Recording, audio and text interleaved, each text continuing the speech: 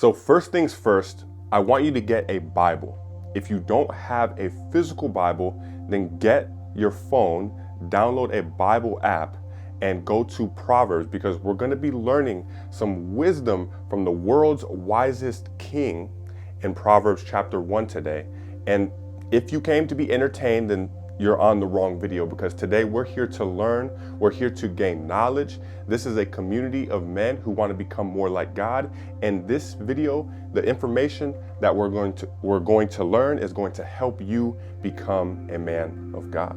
You're going to learn some information that could potentially change your life in all aspects, because the principles and the wisdom inside of this book is life changing. So let's dive in. Let's start with Proverbs chapter 1. And by the way, these verses are the ones that we're going to spend a little bit more time on. These are the ones that I want to spend some time explaining. And I'm going to be recording these videos every Sunday. So if you want to know more about Proverbs, and if you want to build yourself into a man of God, and if you want a community of people who are all trying to do the same, then I highly suggest that you turn on your notifications, and every Sunday you come and you watch this video and you dive into Proverbs with me and everybody else around the world who's also watching these videos. So let's dive in to Proverbs chapter 1, verse 1. The Proverbs of Solomon, the son of David, the king of Israel. So there it goes, it's telling us who this is. It's the son of David, the king of Israel, which is King Solomon, the wisest and richest man to have ever lived. Verse 2, to know wisdom and instruction, to perceive the words of understanding. This is powerful because I often talk about the difference between belief and knowing. And the second verse of Proverbs says to know wisdom and instruction. This doesn't require belief. And to perceive the words of understanding. To perceive means to see something as it is, to see beyond the illusion, to take off the veil and to see it for what it is, see it crystal clear. So I love how it uses the word perceive in the second verse of Proverbs, and it's talking about perceiving the words of understanding. We'll talk more about the difference between wisdom, knowledge, and understanding in another video. Verse 3, to receive the instruction of wisdom, justice, and judgment, and equity. To give subtlety to the simple, to young man knowledge and discretion. So it's telling us that the point of Proverbs is to give the young man knowledge and discretion. So let me ask you, do you know what discretion means? I was having a Bible study with a few people, and I asked them this question as well. And I was surprised not everybody knows what discretion means. But discretion means the ability to basically discern between what is right and wrong, what is good for you and what is not good for you. And that's what Proverbs is going to teach us. Now, it says, a wise man will hear and will increase in learning, and a man of understanding shall attain unto wise counsels. So if you're wise, you will hear these sayings. A lot of people in the world, however, are not wise. So if you go trying to preach this to other people, they probably will not hear your sayings. But if you're watching this video, I'm assuming you're wise, you have an old soul, you want to gain this knowledge and understanding, right? So that means you will hear, you will increase in learning, and a man of understanding shall attain unto wise counsel. So once you understand the meaning behind all of this and why things work the way they do, then you will attain unto wise counsel, meaning you will begin to see yourself or find yourself surrounded with other wise people. Now, verse number 6 is one of the verses that I wanted to spend a little bit more time on. It says, to understand a proverb and the interpretation, the words of the wise and their dark sayings. Now, if you're reading from a different version of the Bible than me, I'm reading from the King James Version. If you're reading from a different version, then this these words, dark sayings, are often translated, to riddles. I'm human too. Not everything's perfect. I'm actually not even going to cut that part out of the video. So, dark sayings or riddles. This means you have to spend time to actually understand what it's saying. A riddle is something that at the surface, it doesn't quite make sense, but once you spend some time and put some mental energy towards trying to understand what it means, you will discover that there's a deeper message behind it. And that's how basically the whole Bible was written. And King Solomon is telling us the words of the wise and their dark sayings. Wise people, the words they use, they speak in a way that is like a riddle, or like Jesus, he spoke in parables. Now let's break down the word dark and then saying. So dark means that you cannot see it, right? It requires light in order to see it. So a dark saying, on the surface, you don't see the message behind it. You have to shine the light, right? Jesus represents the light. He is the light. The sun has to shine through the darkness in order for you to see, in order for life to be. I didn't mean to rhyme there, but it happened anyways. You have to shine the light on the darkness, meaning you have to put some mental energy, put some thought towards what this stuff says. One of my coaches, he says, don't treat the Bible like a highway, treat the Bible like a school zone, right? So verse number 7 is another verse that I want to spend some time on. It's talking about fearing the Lord. The fear of the Lord is the beginning of knowledge, but fools despise wisdom and instruction. What does the fear of the Lord mean? Have you ever wondered this? I have. And I was like, why am I supposed to fear an all-loving, benevolent God? Well, if you do research on that word fear, you will notice that it's not the sort of fear that you're like trembling and you're afraid, like if a bear is coming after you. It's not that kind of fear. This kind of fear is more so reverence. It's actually translated to reverence. But if you go deeper and you do the etymology on that word, it also means to be in awe of. To be in awe of God is the beginning of all knowledge. To be in reverence of God. Think about a waterfall crashing, the vibration of the water, the sound of the water, the beauty of the waterfall. You would be in awe of it, right? You would be in reverence to it. There would kind of be some fear there though, because of how the force behind it, how powerful it is. This is the sort of attitude we have to have towards God. So if you were unaware what it means to fear the Lord, I hope this kind of, shines some light on the true meaning of it, right? These short sayings have so much substance to them.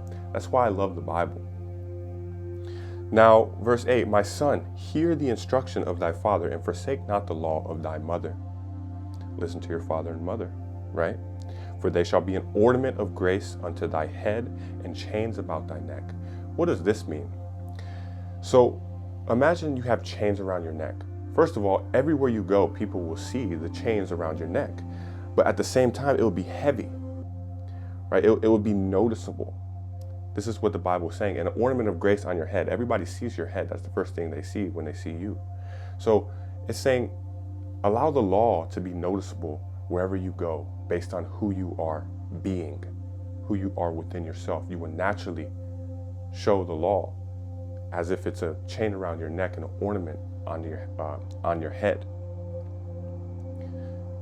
And then verse 10, my son, if sinners entice thee, consent thou not. In other words, if you're enticed by sinners, if they're trying to lure you in, don't consent to their ways.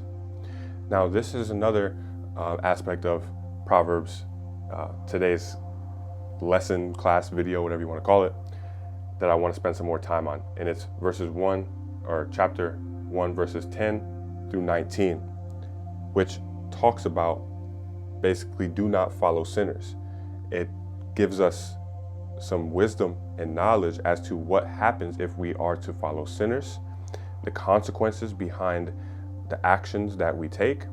And in other words, you can think of this as peer pressure and what happens if you follow the ways of people of the world or sinners, right? Now, we're all sinners, but there are some people that, and we shouldn't compare ourselves, but in order for us to understand, there are some people that are doing things that can truly destroy us, and they will pressure us, they will lure us into their ways, and we have to not consent to their ways. Why? Well, luckily, it tells us in Proverbs. If they say, come with us, let us lay wait for blood, let us lurk privily for the innocent without cause. See, a lot of sinners, at least in the environment that I grew up in, a lot of people prey on the innocent, right? They steal, they rob, they cause harm to them, make fun of them with no cause, with no reason. This is being told to us, this was written thousands of years ago, being told to us by the wisest and richest king of the world. So there's nothing new under the sun, which it talks about in Ecclesiastes. But if you have a certain perception, you will see there's nothing new under the sun in this world. Now, let's continue here. It says, let us swallow them up alive as the grave, and whole as those that go down into the pit. We shall find all precious substance. We shall fill our houses with spoil. So this is giving us the illustration of thieves, right? A thief goes into someone's house and they try to find all the precious substance and the spoil, right? And then it says, cast in thy lot among us. Let us all have one purse. This is peer pressure. My son, walk not thou in the way with them. Refrain your foot from their path. For their feet run to evil and make haste to shed blood.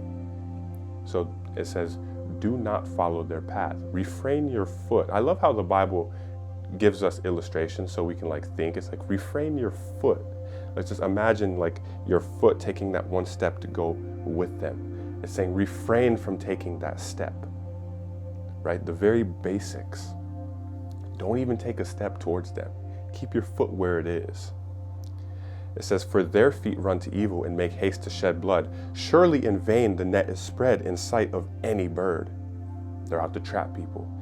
This gives you another visual illustration of casting a net to catch a bird. This is what those people are trying to, lure you to do. It says, so are the ways of everyone that is greedy of gain. Actually, I skipped a verse. Go back to 18. And they lay wait for their own blood. They lurk privily for their own lives. If you don't understand what that means, let me explain.